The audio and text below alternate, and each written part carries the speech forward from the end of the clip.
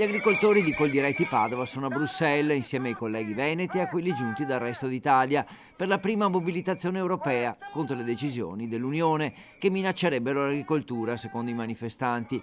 L'occasione è quella del vertice straordinario sul bilancio dell'Unione Europea in corso in questi giorni.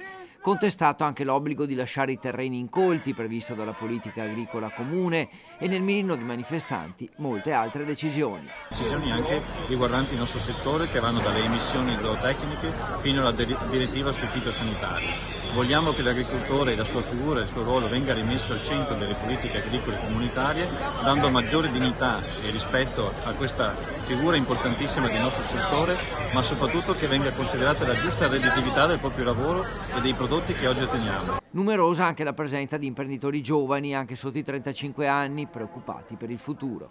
Oggi siamo qui a Bruxelles, nella delegazione dal Veneto, con tantissimi giovani, per dire no all'Europa per quello che sta facendo nei confronti della nostra agricoltura. È ora di finire di intralciare tutto il nostro lavoro. Basta, è ora di dare un giusto supporto e una giusta visione di quello che potrà essere l'agricoltura da qui ai prossimi anni.